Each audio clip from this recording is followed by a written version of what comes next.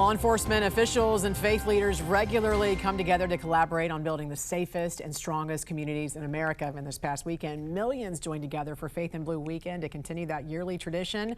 And joining us now to discuss is Loudoun County Sheriff Mike Chapman, who was reelected to a fourth term and also selected as the 2023 Sheriff of the Year. Always great to see you, sir. Thanks for joining us. Great to be with you, Jeff.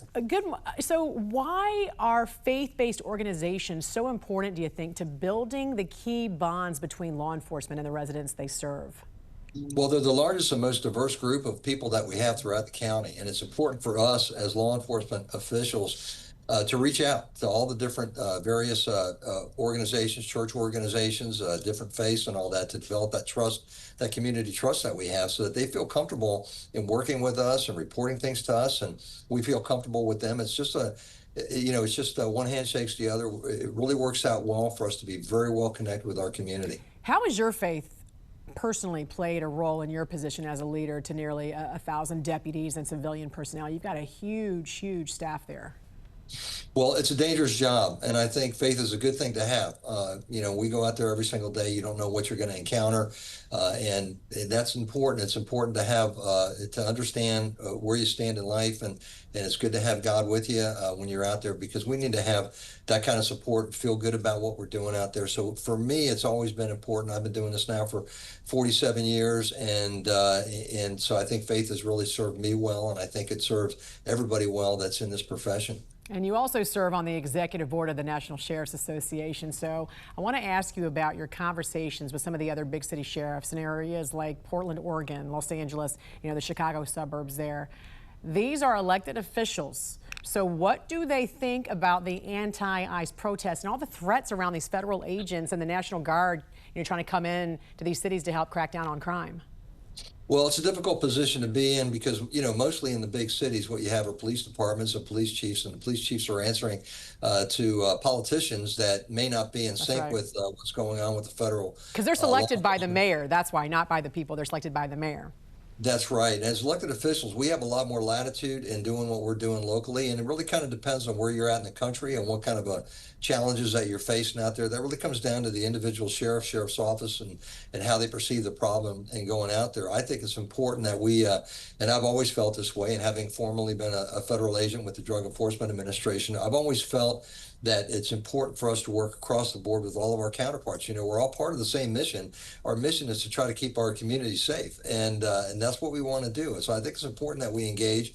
And certainly, with the challenges that are being faced now with the federal counterparts being in these big cities, if people are in danger and they can't get the support that they need from the local police, from the city police, it's important that I think sheriffs engage and help out any way that they can. For us, all the activity has been in the Washington, D.C. area, and we're just outside of Washington, D.C. We haven't been asked to help down there. They've actually had pretty much under control, but I know that that's a little bit different. That situation is different than other cities throughout the country.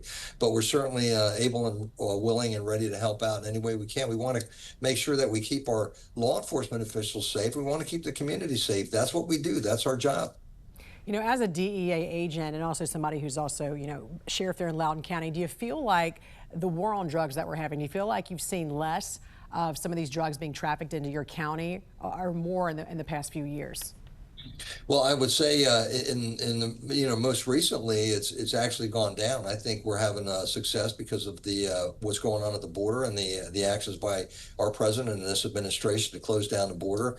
That really is the biggest entry point for drugs coming into this country. We want to make sure that whatever we can do to stop it from coming into this country, that's step one. The other step is to educate our people and make sure that they understand the dangers of consuming these drugs and the death that's associated with them, and just the hardship that it puts on families just across the board. It's just a no-win situation. So we're seeing, I think, a decline in that, and I think it all has to do with a new attitude and a new direction with this administration to really clamp down and hold these criminals accountable. I think that's extremely important. And finally, very quickly, in your home state of Virginia, the Democratic candidate running for Attorney General Jay Jones sent text messages envisioning the murder of a Republican lawmaker and his children, as well as allegedly suggesting law enforcement officers need to be killed so there would be less police killings.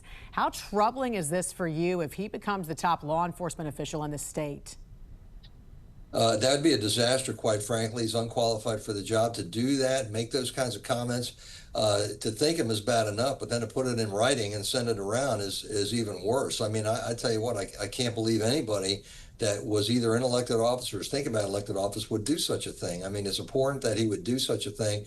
And if he's elected as a top cop, that really hurts us across the Commonwealth of Virginia. I mean, that would be a disaster for us, and I sure hope it doesn't happen. We have a great Attorney General already in place. I hope he gets reelected because we have a great relationship with him.